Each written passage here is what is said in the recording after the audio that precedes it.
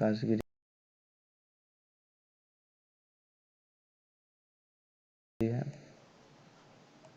मेरा नाम आकाशगिरी है। मैंने बीए ऑनर्स पॉलिटिकल साइंस से ग्रेजुएट हूँ। मैं यूनिवर्सिटी ऑफ दिल्ली से पीजीडीवी कॉलेज से यानी कि पॉलिटिकल साइंस से मैंने क्या ग्रेजुएशन कंप्लीट करी है। पिछले 4 साल से टीचिंग एक्सपीरियंस है।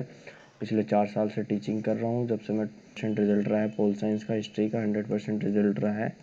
100% रिजल्ट रहा है मेरा हिस्ट्री पोल साइंस का। आपको ध्यान देने को है कि और हर बार मेरा 100% रिजल्ट रहा है। चलिए हम आगे बढ़ते हैं। एमसीक्यू का क्वेश्चन आता है, वो आता है जगन्नाथ का शाब्दिक अर्थ क्या होता है। जगन्नाथ किसके रूप थे? विष्णु के। जगन्नाथ किसके रूप थे? विष्णु के रूप थे। तो ये तो बिल्कुल भी नहीं होगा, जगन्नाथ किसके रूप थे? विष्णु के।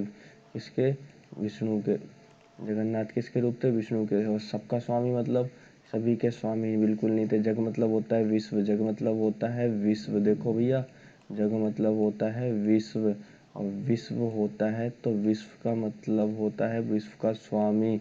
जगन्नाथ मतलब होता है स्वामी, यानी विश्व का स्वामी। और ये कहाँ पे मंदिर है? ये कहाँ पे? उड़ीसा के अंदर। कहाँ है ये?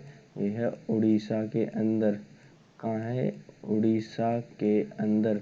जो पुरी नामक जगह है वहाँ पे ये मंदिर है। उड़ीसा के पुरी में मंदिर है।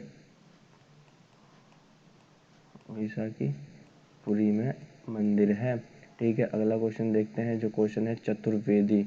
चतुर मतलब होता है 4, क्या होता है? और वेदी मतलब वेद, यानी कि जिसको 4 वेदों का ज्ञान हो उसे कहते हैं चतुर्वेदी, यानी चारों वेदों का ज्ञाता क्या कहलाता है? चतुर्वेद। क्वेश्चन जो है वो है अलवार और नैनार को लेकर। किसको? अलवार और नैनार को लेकर। अलवार कौन थे भैया? अलवार किसके उपासक थे? अलवार ये जल्द ज़्यादा यहाँ पे हो गया तो इसको मत देखे, कोई बात नहीं, हो जाती है गलतियाँ, इंसान से ही होती हैं। अलवार किसके उपासक थे? अलवार देखो, नैनार, नैन मतलब शिव, देखो नैन मतलब होती है आँख। वैसे तो नैन मतलब होती है आँख, और जिसकी 3 आँख हो वो कौन थे? शिव। लिंगायत समुदाय हमने क्या देखा था? हमने देखा है कर्नाटका से।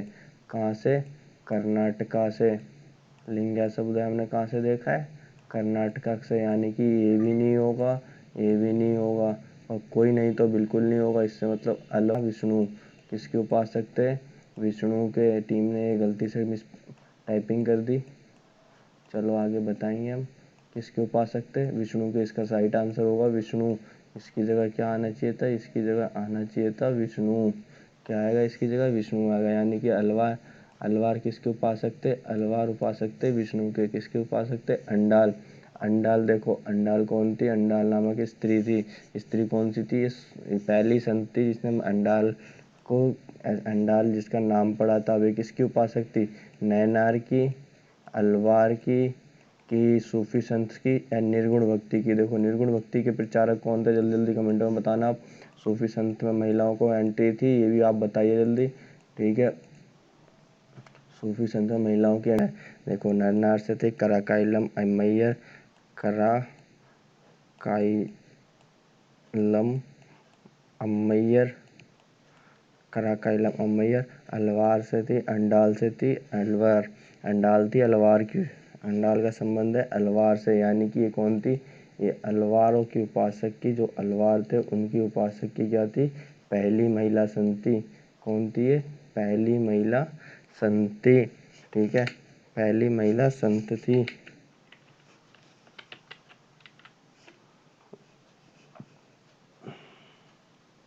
आपको नल्लरी दिव्य प्रबंधनम। देखो नल्लरी दिव्य प्रबंधनम क्या था? एक ग्रंथ था। क्या था? ग्रंथ, जिसका संबंध था अलवार से। किससे संबंध था? अलवार से। किससे संबंध था? ग्रंथ था। और ये ग्रंथ किस भाषा में लिखा गया था? क्वेश्चन क्या है, संबंध किस भाषा से? भैया एक ग्रंथ लिखा गया था तमिल में। किसमें? तमिल में। देखो साउथ के अंदर दक्षिण की बात होती है तो दक्षिण भारत में सबसे ज़्यादा रीति रिवाज होते हैं। दक्षिण भारत में सबसे ज़्यादा रीति रिवाज होते हैं तमिलनाडु के अंदर। और ये भक्ति सूफी परंपरा की शुरुआत भी कहीं ना कहीं तमिलनाडु से हुई थी। यानी कि इसका संबंध किस भाषा से? इसका संबंध है तमिल भाषा से। अगला क्वेश्चन आ जाओ। लिंगायत समुदाय संबंध किस राज्य से? पहले ये बताओ लिंगायत समुदाय था क्या? लिंगायत समुदाय की बात करें तो वासवन्ना के द्वारा शुरुआत किया गया था। किसके? वासव अन्ना के द्वारा शुरू करने वाला वासव अन्ना थे। कहाँ से थे? ये थे कर्नाटका से। कहाँ से थे? कर्नाटका से। कहाँ से थे? कर्नाटका से। संबंध कहाँ से था इनका? कर्नाटका से। तो इन्होंने कहाँ से स्थापना करी थी? कर्नाटका से स्थापना करी थी। इन्होंने क्या कहा था? बाएं कंधे पे करेंगे। अब ये बात आती है कि इन्होंने किस समुदाय को या फिर लिंगायत समुदाय ने मान्यता प्रदान की थी? किसको की थी? जंगम को। जंगम तो और कुछ होता था भैया, समुदाय ने थोड़ी की। पुनर्जन्म को। पुनर्जन्म पे इनका विश्वास नहीं था। विवाह को। विवाह तो सभी होते थे, लेकिन किस विवाह को दी थी ये नहीं है, बल्कि यहाँ पे क्वेश्चन है विधवा पुनः विवाह। बिल्कुल, इन्होंने विधवा और वयस्क विवाह को क्या दी थी? मान्यता दी थी। विधवा विवाह और वयस्क विवाह को क्या दी थी? मान्यता दी थी इन्होंने। इसको दी थी विधवा विवाह को, और विधवा की पुनः विवाह को, और वयस्क विवाह को क्या दी थी? क्वेश्चन इन्होंने वो दी थी मान्यता। अब आता है कि लिंगायत समुदाय बाएं कंधे पर क्या धारण करते थे?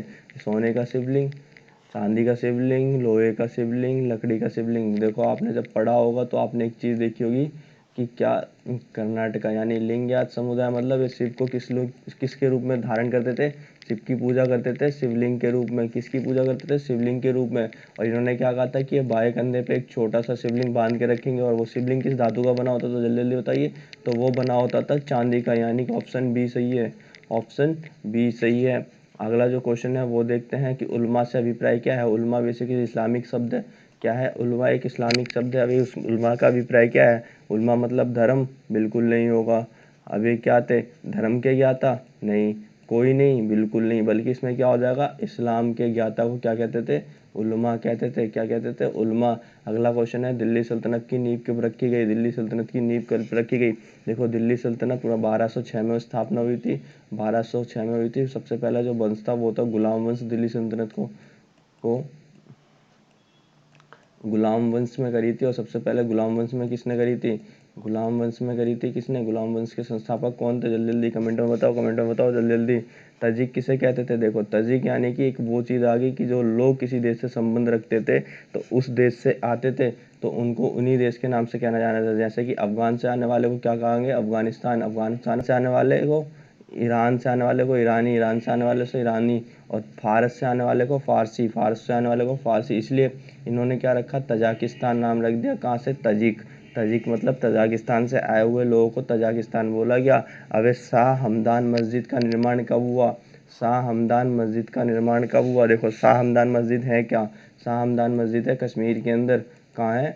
कश्मीर के अंदर। और कश्मीर में सभी मस्जिदों का नगीना कहा जाता है इस मस्जिद को। क्या कहा जाता है? कश्मीर के अंदर सभी मस्जिद कहा जाता है। इसकी स्थापना कब हुई थी? इसका निर्माण कब हुआ था? तो 1395 में। कब हुआ था? 1395 में। सिलसिला का शाब्दिक अर्थ क्या होता है? देखो खानका और सिलसिला की बात आ गई। अब खानका और सिलसिला का मतलब क्या होगा? सिलसिला और खानका था क्या? खानका एक स्थान था, सामाजिक स्थान था, और सिलसिला मतलब वो जोड़ के रखता था किसको? शेख को और जंजीर, शेख को और मुरीद को क्या रखता था? जंजीरों को, जो शेख को और मुरीद को जोड़ के रख सकता था। पैगंबर से जुड़ाव नहीं था, शेख से टकराव तो बिल्कुल नहीं होगा। ठीक है, कोई नहीं, बिल्कुल। शेख निज़ामुद्दीन की दरगाह कहाँ पे है? तो देखो भैया नागपुर कहाँ है? महाराष्ट्र के अंदर, बिल्कुल नहीं है। कश्मीर के अंदर दरगाह किसकी? अभी तो बताया शाम का। अजमेर में किसकी है? गरीब नवाज की दरगाह किसकी है? गरीब नवाज की। किसकी है? गरीब नवाज की। तो बच्चा क्या? दिल्ली। दिल्ली के ग्यासपुर नामक स्थान पर क्या है? शेख निज़ामुद्दीन औलिया की दरगाह है। शेख निज़ामुद्दीन औलिया की दरगाह कहाँ पे है? दिल्ली के अंदर, यानी कि ऑप्शन दिल्ली होगा। और अगर ग्यासपुर लिखा हुआ है तो ग्यासपुर भी लगा देना भैया, ग्यासपुर भी आपका सही हो जाएगा। आज गरीब नवाज की दरगाह शेख मुहिद्दीन चिश्ती, यानी कि शेख मुहिद्दीन चिश्ती की दरगाह।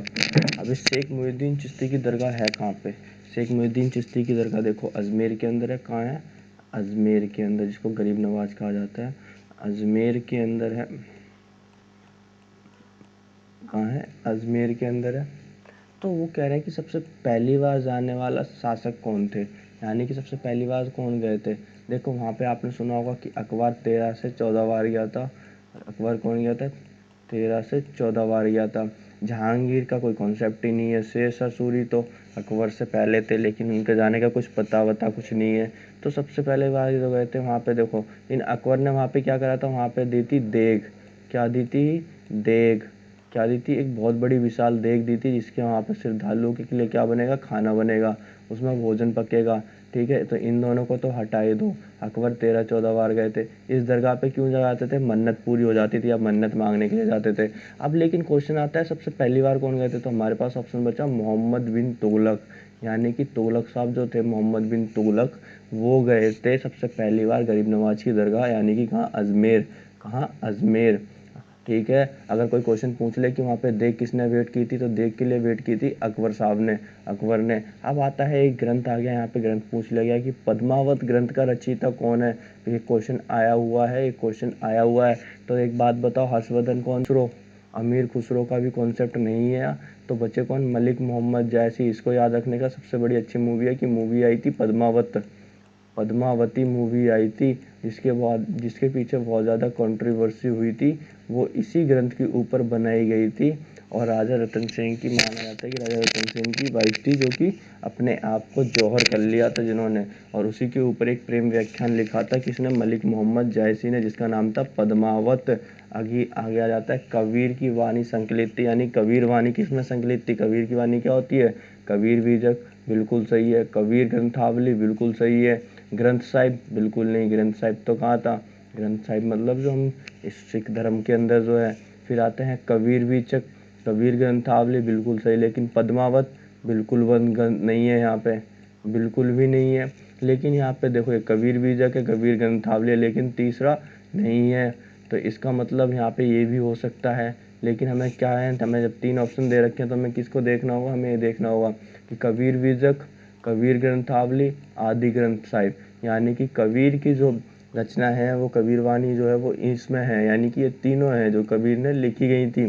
ठीक है, ये यूपी से है, ये राजस्थान से रिलेटेड है। अगला, कबीर के गुरु कौन थे? कबीर के गुरु कौन थे? कबीर बहुत बड़े थे जिन्होंने खंडन किया था, किसका? मूर्ति पूजा का खंडन किया था। ठीक है, उन्होंने आडंबर को किया था। अब देखो, गुरु रामानंद, गुरु रैदास, मलिक मोहम्मद जायसी, कोई नहीं, मलिक मोहम्मद जायसी होंगे नहीं, मलिक मोहम्मद जायसी होंगे नहीं, तो फिर कौन था? कोई बात नहीं, हम बता देते हैं। देखो, गुरु रैदास जो थे वो किसके थे? वो मीरा के गुरु थे। किसके? मीराबाई के गुरु थे। किसके थे? मीरा बाई के। और गुरु रामानंद जो थे वो थे कबीर के गुरु, यानी कि कबीर के गुरु कौन थे? गुरु रामानंद। कौन थे? रामानंद। अगला जो है वो है लास्ट है कि बाबा गुरु नानक का जन्म कहाँ हुआ था? पहले तो ये समझ लो, बाबा गुरु नानक खालसा पंथ के संस्थापक माने जाते हैं। खालसा पंथ के संस्थापक माने जाते हैं। कौन? जिन्होंने 5 बातें बताई थी। कितनी? 5। ठीक है, अब इनका जन्म स्थान कहाँ पे हुआ था? इनका जन्म हुआ था ननकाना साहिब। ननकाना साहिब आज के पाकिस्तान के अंदर है। कहाँ है? आज के पाकिस्तान के अंदर है ननकाना साहिब। आई होप आप सभी को वीडियो पसंद आया हो। लाइक शेयर सब्सक्राइब करते रहें। आप जल्दी अपना अपना रिव्यू दे दें, कमेंट के द्वारा बता दें, सब्सक्राइब ज़रूर कर दें, बेल आइकन ज़रूर प्रेस कर दें, बेल आइकन ज़रूर सब्सक्राइब कर दें। हमारे फेसबुक पेज, सारी लिंकें आपको डिस्क्रिप्शन में दे दी जाएंगी, आप सारी जगह पर हमसे जुड़ सकते हैं। धन्यवाद।